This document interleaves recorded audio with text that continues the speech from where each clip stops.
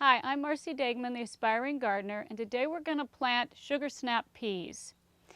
Now, what I always do is the night before I want to plant peas, I soak them in water because that's going to soften the outer part of the shell of the seed. It's going to germinate a lot faster. You don't have to do that. You can plant these directly into the soil, keep them well watered, they'll soften up and they'll germinate. But this just speeds it up, and anything I can do to speed it up is a good thing. So that's a common practice. And then what you would do is you would plant it out in the soil, directly in the ground, in the spring. I plant around May in my climate where it's warming up, but it doesn't have to be as warm as other vegetables. In fact, if you plant your peas too late, the heat will probably slow them down and they won't do as well. So you want to make sure they get out in the cool part of the growing season. Some people are able to again grow peas in the fall if you have a really mild fall. I don't know if I could quite get them to maturity, but if you have that kind of climate, you can grow them twice a year.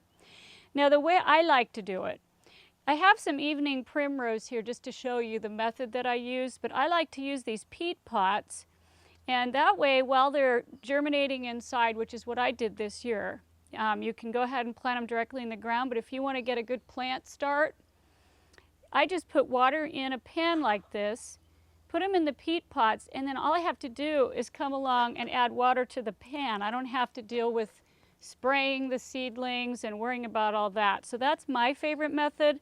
So what I would do is I'd start with the little peat pot like this and put maybe 3 seeds. You can always figure that you're going to have 2/3 germinate, maybe more, but you want to make sure you have a few so that you have the chance to have something coming up. Okay. You want to bury the seed about as deep as it is in size, so about a 1/2 inch down, not too far. I'm going to give it a little water from the top, but as you can see, it usually uncovers it a little bit.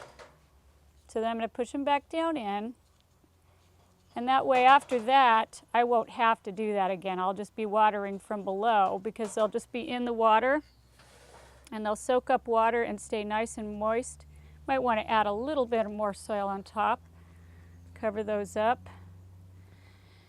And they will germinate within a week, maybe even 3 or 4 days, and you'll have a little plant. And if it's cooler when you start them inside, you'll want to wait till the plant's maybe 4 or 5 inches tall and starts to vine a little bit, and you can take it right out, plant the peat pot directly into either a container or right into the ground, and it'll grow and continue to trail up a trellis or whatever it is you want to do, whether it's a climbing pea or whether it's a bush pea, will depend on the growth and the size you need to leave for it. So read the package and see if it's going to climb or whether it's going to be a bush pea. And that's all you have to do is just water it, take care of it, and you'll have plenty of peas.